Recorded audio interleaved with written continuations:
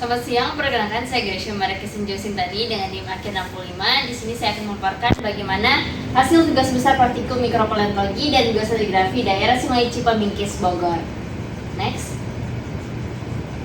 Untuk latar belakang, jadi mikropaleontologi merupakan cabang ilmu geologi yang mempelajari fosil berukuran mikroskopis. Salah satunya adalah foraminifera. Nah, foraminifera memiliki peran penting dalam kajian geologi, terutama untuk menentukan umur relatif batuan, untuk membantu korelasi stratigrafi, dan menginterpretasi lingkungan pengendapan purbanya. Nah, secara umum foraminifera planktonik digunakan untuk zonasi umur, sedangkan foraminifera bentik lebih banyak digunakan untuk analisis paleobatimetri dan paleoekologinya. Next. Untuk daerah penelitiannya, kami berada di Sungai Cipamingkis, Desa Sukaresmi, Sukamakmur, Bogor. Secara regional termasuk Cekungan Bogor atau Bogor Trough.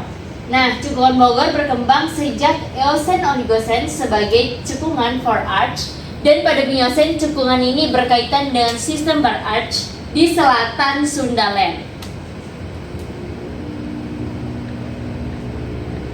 Nah, tujuan penelitian ini dengan pertama yaitu mengetahui susunan litologi dan kondisi stratigrafinya berdasarkan pengukuran PPS. Dan yang kedua adalah membuat kolom stratigrafi dan tabel persebaran foraminiferanya. Dan yang ketiga adalah menjelaskan umur relatif, lingkungan pengendapan, dan sejarah pengendapan berdasarkan data lapangan secara analisis foraminifera.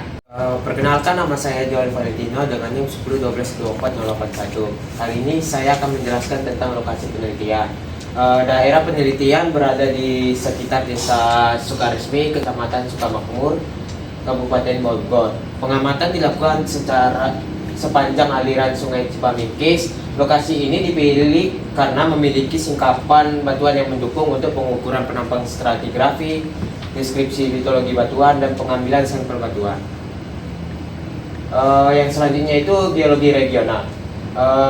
Kata kunci dari geologi regional dalam daerah penelitian kami itu, yang pertama, daerah penelitian termasuk dalam cekungan Bogor.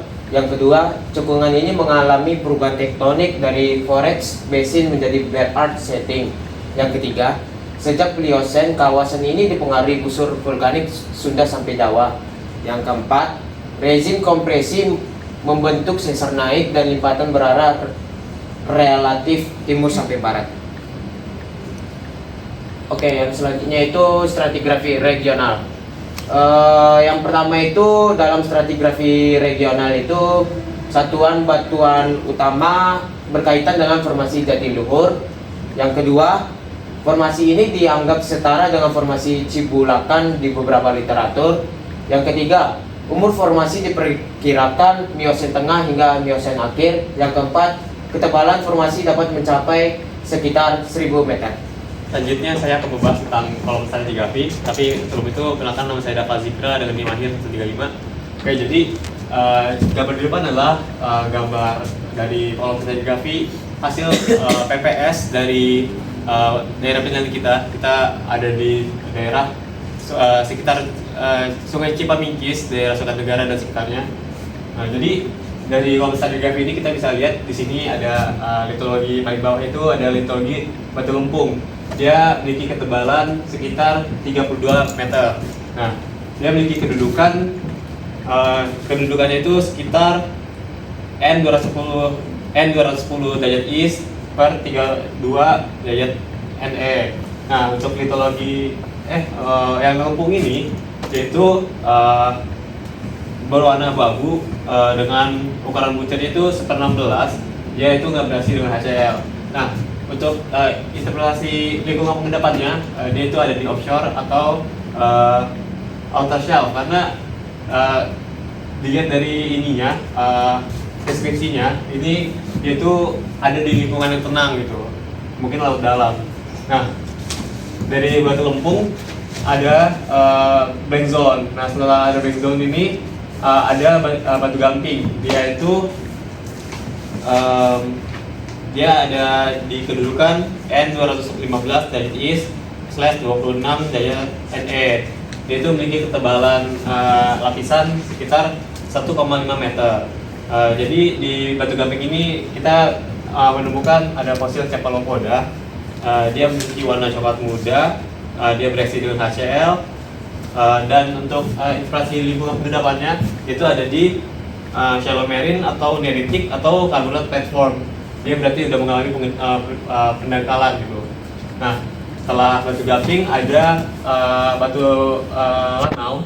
Jadi ada di kedudukan N179 derajat East /34 NE. Dia memiliki ketebalan lapisan itu sekitar 1,2 meter. Jadi batu lanau ini dia memiliki warna abu-abu kehitaman. Ukuran butirnya itu lumayan halus, sekitar 1/16. Itu nggak berhasil dengan HCl. Kemungkinan depositional environment itu ada di offshore transition hingga lower shore phase. Nah, lanjut lagi ada litologi batu gamping. Dia itu memiliki kedudukan N160 derajat East /24 Northeast. Ya, ini memiliki ketebalan lapisan itu 1,7 meter. Jadi di sini dia mengandung fosil cephalopoda juga. Dia memiliki warna litologi coklat muda. Dia bereaksi dengan HCl. Nah, untuk lingkungan pengendapannya itu ada di shallow marine atau neritik. Nah, interpretasi umur. Jadi kehadiran Lepidoclina, Nephrolepidina sumatrensis, Myoginsina antilea, Cyclolepheus sp, Operculina sp, dan Lepidoclina sp ini dia menunjukkan lingkungan karbonat laut dangkal yang berkembang pada masa Miosen. Nah, kehadiran Neogloboquadrina ini Neogloboquadrina humerosa ini mengindikasikan adanya pengaruh laut terbuka. Sedangkan foraminifera planktonidik lain itu kemungkinan merupakan hasil salah identifikasi atau fosil lembakan atau juga bisa kontaminasi sehingga perlu adanya verifikasi lebih lanjut. Nah, umur relatif satuan batuan diinterpretasikan Miosen tengah sampai Miosen akhir sesuai dengan interpretasi formasi jatiluhur di Sungai Cipamikis. Oke, sebelumnya perkenalkan, nama saya Muhammad Nurul Hakim dengan NIM 10122442. Di sini saya akan menjelaskan interpretasi lingkungan pengendapan.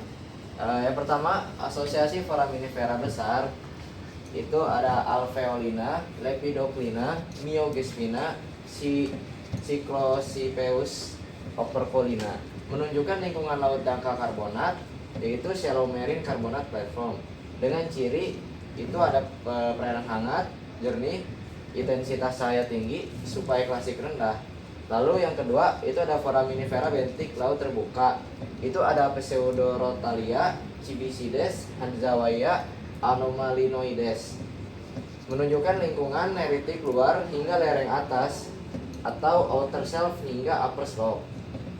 Lalu kondisi lebih terbuka terhadap pengaruh laut lepas. Yang ketiga itu ada kehadiran Neogloboquadrina humerosa, itu planktonik, menunjukkan adanya fase pendalaman atau transgresi pada lingkungan pengendapan.